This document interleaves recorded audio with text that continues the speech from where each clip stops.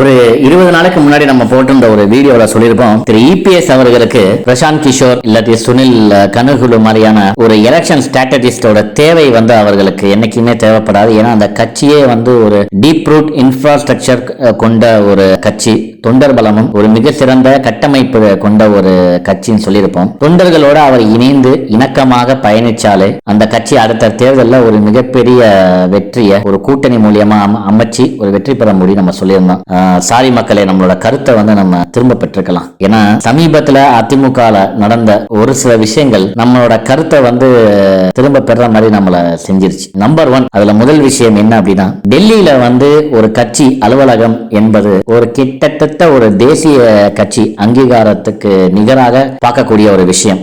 DMK party அவங்களோட head quarters ஒரு 2 வருஷத்துக்கு முன்னாடி அங்க ஓபன் பண்ணாங்க. 1 ஆண்டுக்கோ 2 ஆண்டுக்கோ முன்னாடி அவங்களோட ஒரு பார்ட்டி ஆபீஸ் அங்க ஓபன் பண்ணாங்க. பிஜேபியோட முக்கிய லீடர்ஸை கூட கூப்பிட்டு, காங்கிரஸோட சீனியர் மோஸ்ட் லீடர்ஸ், அனைத்து கட்சியில இருந்தக்கூடிய முக்கிய லீடர்ஸ்ல பிஜேபி சைட்ல கூட அவங்களுக்கு ஃபேவர் அண்ட் ஃப்ரெண்ட்லியா திரு வெங்கையா நாயுடு மாதிரியான ஆளுங்களை கூப்பிட்டு அந்த பார்ட்டி ஆபீஸ கட்டடத்தை திறந்து வச்சாங்க. பெரிய ஃபங்க்ஷன் ஏற்பாடு பண்ணியிருந்தாங்க, ஒரு பொதுக்கூட்டம் ஏற்பாடு பண்ணியிருந்தாங்க. அதே விஷயத்த ஏடிஎம்கே அவங்களோட பார்ட்டி ஆபீஸ 2 நாளைக்கு முன்னாடி முந்தா நாளுன்னு நினைக்கிறோம், அவங்க பார்ட்டி ஆபீஸ திரு எடப்பாடி பழனிசாமி அவர்கள், திரு இபிஎஸ் அவர்கள் சென்னையில இருந்தவாறே காணொலி மூலியமாக அந்த கட்சி அலுவலகத்தை திறந்து வைத்திருக்கிறார். நமக்கு இருக்கிற கேள்வி அவ்வளவு ஒரு சிறப்பு வாய்ந்த ஒரு விஷயத்த சென்னையில இருந்த மாதிரி நீங்க ஒரு ரிமோட் மூலியமா உங்களால அதை ஓபன் பண்ண முடியுதுன்னா, இந்த பார்ட்டிய எவ்வளவு இம்பார்ட்டன்ஸோ இல்ல மக்களோட கவனம் பெற மாதிரியோ எந்த விஷயத்த நம்ம இப்ப செய்யறோங்கிறது மிகப்பெரிய கேள்வியா இருக்கு. இந்த பார்ட்டி ஆக்டிவா இல்லாமல் இது மாதிரியான விஷயங்கள்னாலதான் இந்த பார்ட்டி ஆக்டிவா இருக்காங்கிற டவுட்டே மக்கள் மத்தியிலையும்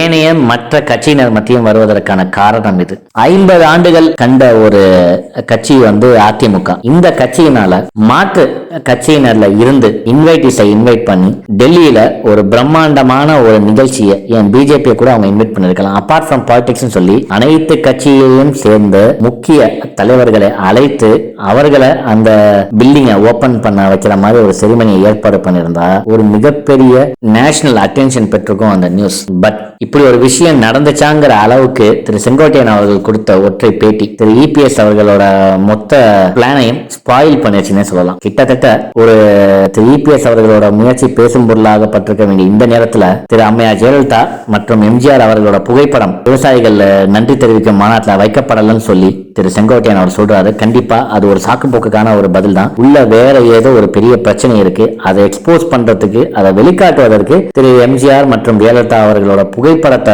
இவர் கையில் எடுத்துக்கிட்டாரே தவிர உண்மையிலுமே திரு இபிஎஸ் அவர்களுக்கும் கட்சியினருக்கும் ஒரு மிகப்பெரிய கேப் இருக்கு. கட்சி ஆக்டிவா இல்ல. ரொம்ப சிறந்த மிகச்சிறந்த எக்ஸாம்பிள் நம்ம சொல்லலாம். என்னன்னா 2011க்கு அப்புறம் ஆட்சியை இழந்த டிஎம்கே தலைவர் திரு கலைஞர் அவர்கள் எதையாச்சும் ஒரு மாநாடு மீட்டிங் மூலியமா அந்த கட்சியை காரணமே இல்லாம அந்த கட்சியையும் கட்சி தொண்டர்களையும் வேலை வாங்கிட்டே இருப்பாரு, அந்த கட்சியை ஆக்டிவா வச்சுக்கிட்டே இருப்பாரு. எக்ஸாம்பிள் இவங்க ஆட்சி இழந்து ஒரு 2 ஆண்டுக்கு பின் சென்னையில நடக்கக்கூடிய டெசோ மாநாடு, தமிழீழம் சம்பந்தமாக அவர்களில் சுதந்திரம் மற்றும் சுயாட்சி சம்பந்தமான ஒரு உரிமை கோரும் மாநாடு. அந்த மாநாட திரு அப்போதைய எதிர்கட்சி தலைவராக இருந்த கலைஞர் அவர்கள் அதை ஏற்பாடு பண்றாரு. சோ அவர்கிட்ட நம்ம கத்துக்க வேண்டிய, எஸ்பெஷலி டிஎம்கேல இருந்து நம்ம கத்துக்க வேண்டிய விஷயம் என்னன்னா, நம்ம ஆட்சியில இல்லாத போது கட்சியினரோடும் ஆட்சியில இருக்கக்கூடிய விஷயங்களை எப்படி ஹைலைட் பண்ணி பேசணும், நம்மளை எப்படி நம்ம ப்ரமோட் பண்ணிக்கணும் விஷயங்கள் மிக மிக முக்கியம். அவர்களிடம் கற்றுக்கொள்ள வேண்டிய பாலபாடம் அது. அந்த விஷயத்துல திரு இபிஎஸ் அவர்கள் அவரோட செல்ஃப் ப்ரமோஷனும் சரி,